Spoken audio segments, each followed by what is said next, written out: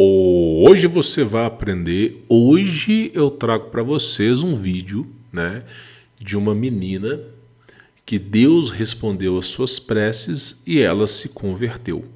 Nós vamos acompanhar esse vídeo aqui na íntegra e no final eu falo, né, um pouco aqui sobre esse assunto, né? Lembrando, claro, de respeitar as crenças de outras pessoas e respeitar a menina aqui nos comentários, tá? Vou rodar o vídeo para você poder entender. Só lembrando, quem quiser conhecer meu trabalho, neste momento que estou gravando esse vídeo, as vagas estão abertas, está aí na descrição, tá bom? Pois bem, vamos acompanhar esse vídeo para você poder entender, tá? Deixa eu conferir se o volume tá alto, vamos acompanhar. Eu me converti esse ano e antes de me converter eu era espírita. Durante algum período eu frequentei ao mesmo tempo a igreja e o centro espírita. Eu vou narrar o que ela está falando partindo do pressuposto que o áudio não está saindo para vocês, tá? Vamos lá, olha só. Eu me converti esse ano e antes de me converter eu era espírita. Durante esse período, ao mesmo tempo, eu frequentei uma igreja e um centro espírita.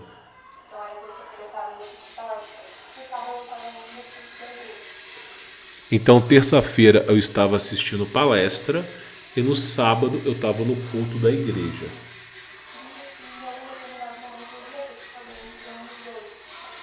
Em um determinado momento, eu deveria escolher entre um dos dois.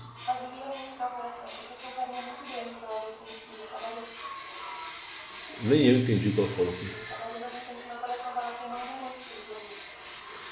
Ela, em algum momento, ela teria que escolher entre as duas e ela gostava também do espiritismo, né?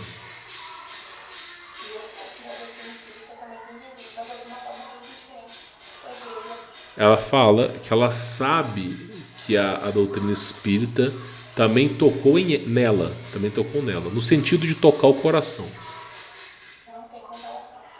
Mas a igreja, né, tocou nela de uma maneira que não tem comparação.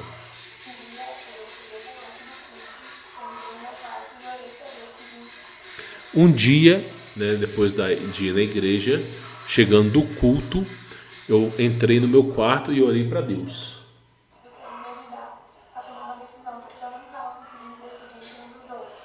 Para o Deus ajudar ela a tomar uma decisão, porque ela não estava conseguindo decidir entre os dois, entre o espiritismo e a igreja, tá? E aí foi a primeira vez que Deus me respondeu.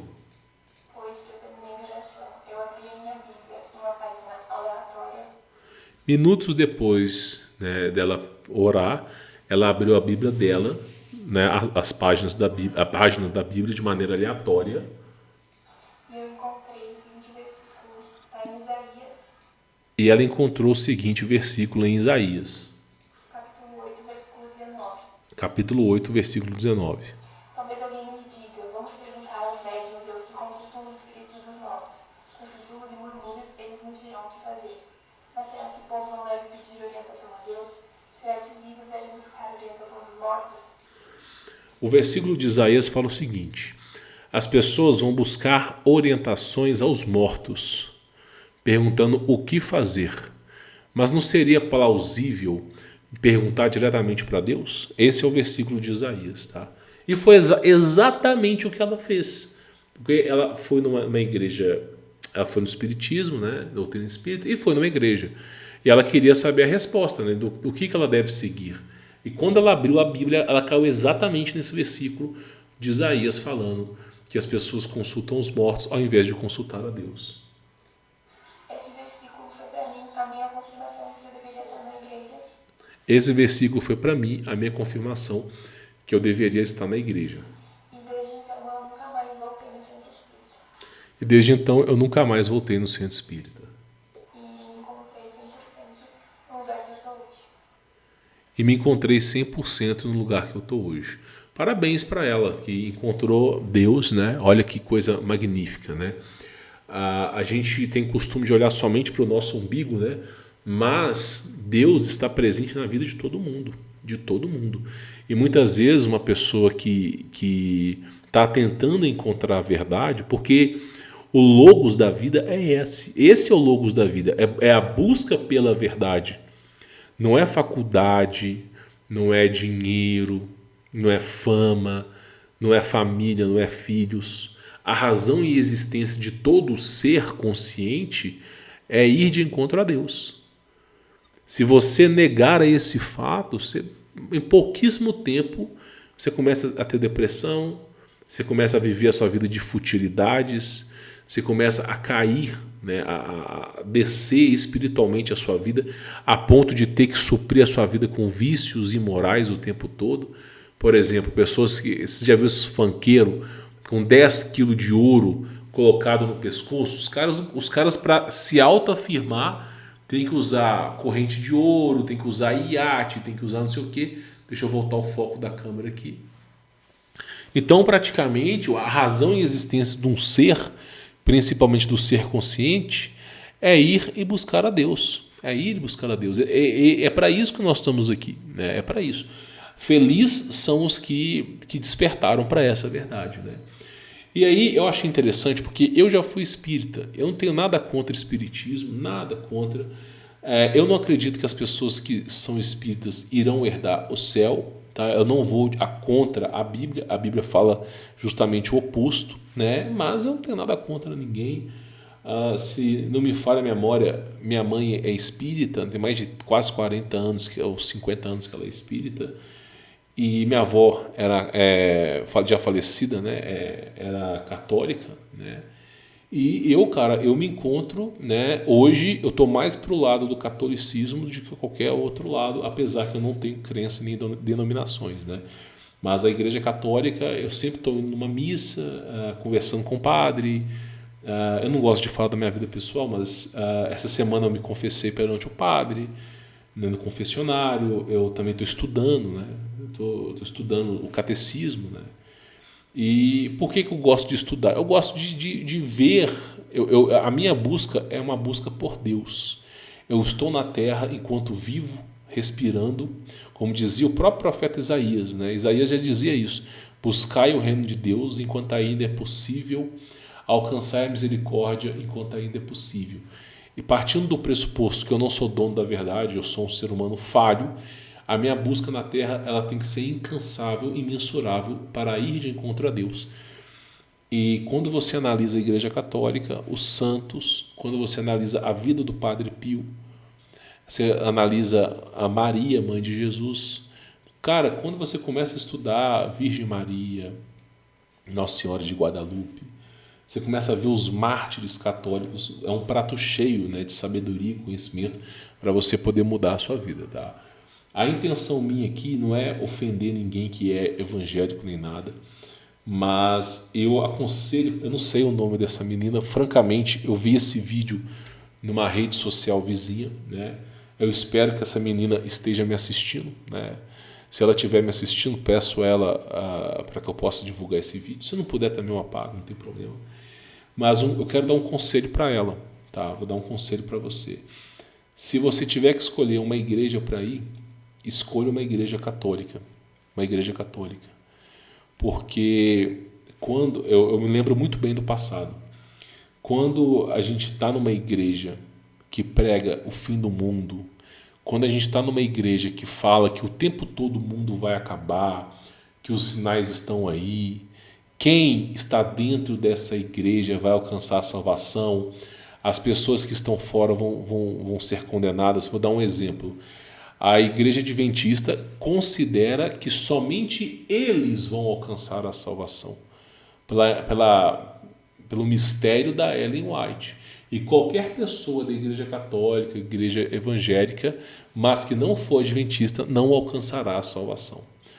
Então, esse terror psicológico, essa grande mentira, faz com que as pessoas se afastem de Deus.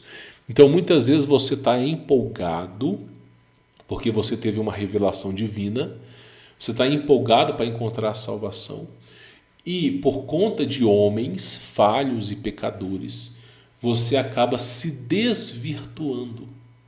E aí você vai lá, para uma igreja adventista, você está empolgado com a fé, mas vai passando o tempo.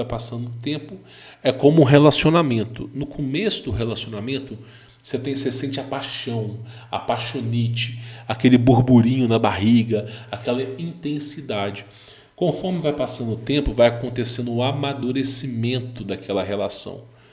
E quando esse burburinho, essa paixão cessa, a razão vem. E biblicamente é assim: primeiro vem o emocional, a transformação emocional, depois vem o lado racional. E se o lado racional não estiver bem estruturado, você pode se tornar um desigrejado.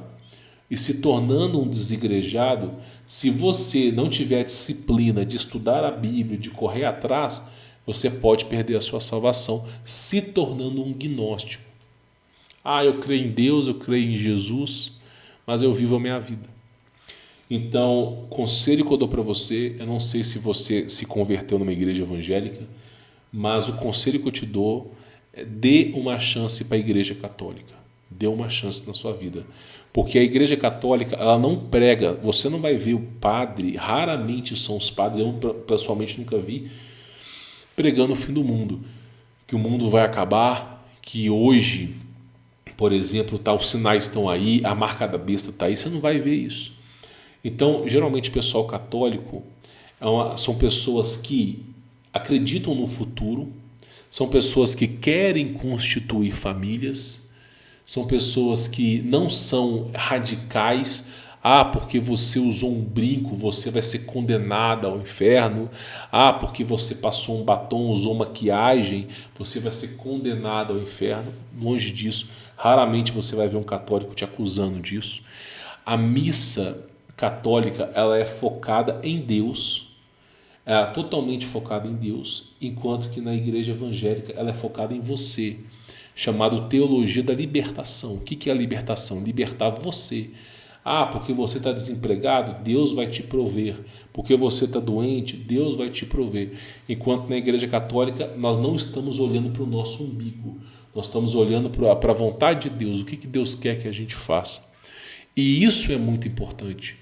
Para ser salvo, você precisa aprender a comungar, a pedir perdão pelos seus pecados. Evidentemente que clamar o nome de Deus te garante a salvação, mas é importante você trilhar um caminho e você não ficar parado no seu tempo. Então, essa busca pela redenção é que vai santificar a ti, trazendo para você frutos oriundos dessa religião. Então, o conselho que eu dou para essa menina é que ela busque uma igreja católica. Em primeiro lugar, aprenda numa paróquia. O catecismo é extremamente importante para você não se desvirtuar. Quem faz o catecismo não se desvirtua. Eu estou estudando catecismo, estou relendo, aprendendo. E o mais importante, marque com o padre, conversa com ele, diga que você foi espírita, que você agora é católica e que você pretende se confessar. Porque para ser salvo nós precisamos nos redimir dos nossos pecados. Então, quando você vai no confessionário, você confessa, existem pecados que você nunca vai dizer para o teu marido, nunca vai dizer para o teu filho, para a tua mãe. Existem pecados que são tão delicados que você guarda para você mesmo, mas o teu anjo da guarda, depois um dia eu explico isso, e também Deus conseguem saber, eles conseguem saber do teu pecado. E a parte do padre, de você poder se redimir, é muito importante.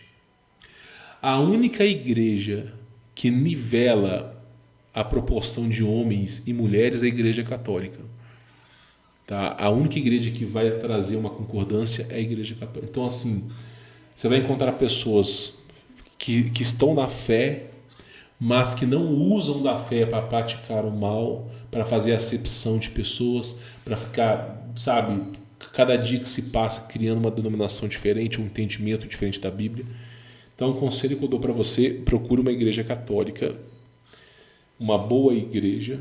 Lembre-se que pessoas boas e ruins existem em todos os lugares, e comece a sua vida por aí. Quem sabe no futuro você não casa, com um homem católico, você não construa a sua família, você simplesmente não pratique essa fé. Então, é uma dica que eu dou para você: tá? A igreja evangélica, ela é bonita no começo, quando você está no período de transformação. Mas essa fé uma hora acaba. E aí você vai partir para o lado da razão. E a igreja evangélica não tem razão, não tem verdade nela, porque tudo é focado no homem. Deus vai te abençoar, vai prover o seu salário, Deus vai curar você de perigo, tudo focado em você. Enquanto que na igreja evangélica é tudo focado para Deus. Então, a transformação, depois que acaba o emocional, você vai para o lado racional. E aí, existem alguns livros que eu acho interessante de você ler. Catecismo, eu acho que devia ser o primeiro livro para você não cair em heresia, em transgressão. E um outro livro para você poder ler, tá? Na minha visão, é sobre a vida do Padre Pio. Eu acho que se você soubesse os santos da igreja, o que eles fizeram, os mártires, tem filmes. Tem um filme do Padre Pio aí no YouTube de 3 horas e meia. Tá? Tem vários filmes no YouTube, mas tem um de 3 horas e meia disponível publicamente, gratuitamente para as pessoas. Um filme do Padre Pio. É muito bonito. Eu assisti esse filme e ele é maravilhoso. Você começa a estudar os mártires da igreja, os santos da igreja, e você vai fortalecer a sua fé, vai se tornar uma fé inabalável. É isso que eu venho fazendo comigo.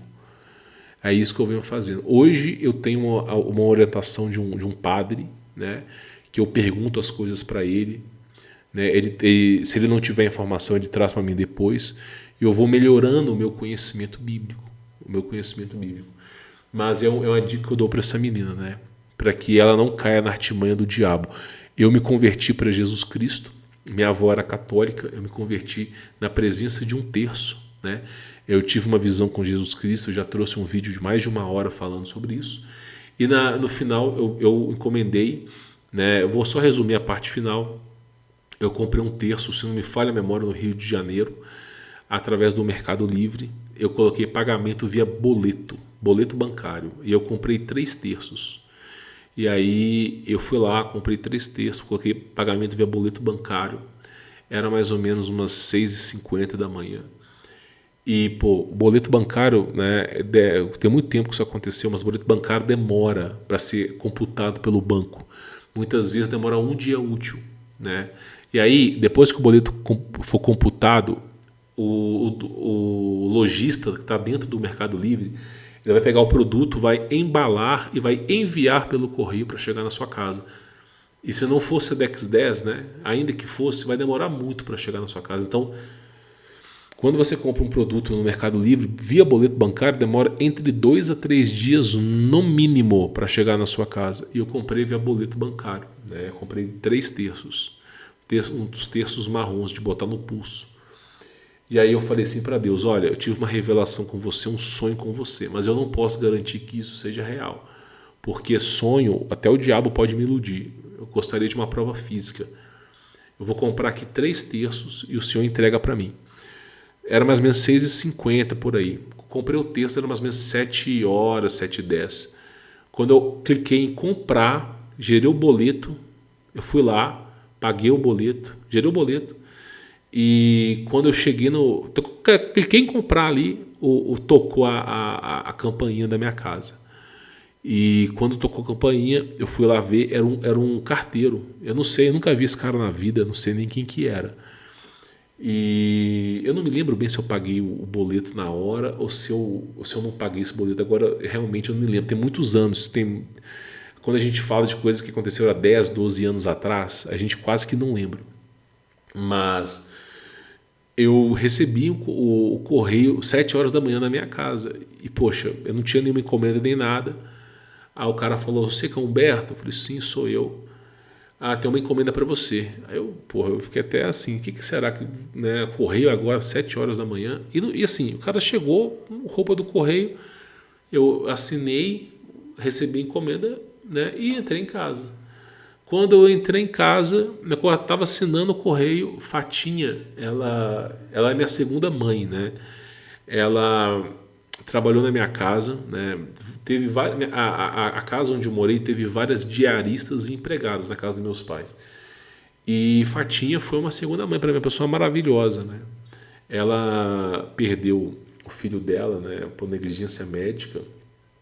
E eu acho que ela me adotou como filho, né? Sem brincadeira. E é uma pessoa maravilhosa, muito, muito feliz, uma pessoa que não, sabe, mas muito triste, né, pela perda do filho. E aí, quando eu estava assinando o correio, 7 horas da manhã, eu com o papel, com o negócio na mão, aí Fatinha entrou, né? Ela abriu o portãozinho da casa dos meus pais, entrou, né? Eu assinei e fui com ela para a cozinha, né? Passamos pelo corredor e fomos para a cozinha. E aí a Fatina geralmente chega nesse horário, ela faz café, faz, sabe, alguma coisa assim. E aí eu tava conversando com o Fatinho, tive um sonho e tal coisa aconteceu, não sei o quê. E agora de manhã eu pedi para Deus me dar um sinal, não sei o quê, quando um terço, né? Acabei de comprar, falei, pô, mas comprei lá do Rio de Janeiro, né? Aí eu abri, quando eu abri o envelope, os 3 terços estavam lá. Eu falei, caramba, cara. Era umas 7h30 mais ou menos, né? Eu demorei uns 20 minutos para contar pra Fatinha o sonho que eu tive, né? E, cara, aí eu dei um terço pra Fatinha e fiquei com 2 terços comigo. Aí depois eu dei um terço pra uma tia minha, né? Uma tia minha chamada Inês. E aí eu fiquei com um terço. E assim, o que acontece? Eu recebi esses terços, aí eu voltei no Mercado Livre, já não tinha mais aquela compra de terço. Esses dias para trás agora eu conferi o histórico do mercado, se tinha um terço também não. Então foi uma experiência extraordinária que aconteceu na minha vida, sabe? E hoje eu vejo a importância do terço. Eu vejo muita importância de um terço, de você orar, de você comungar. Eu vejo muita importância disso, coisa que eu não via no passado, que tinha uma neblina no meu rosto, sabe? Então fica a dica para você ser feliz, tá? Eu conheço pessoas que são. Eu tenho um conhecido meu que ele é evangélico, né? A esposa dele é evangélica, filha de pastor. O cara é evangélico, os caras estão há 10 anos juntos, casados e não tem filho.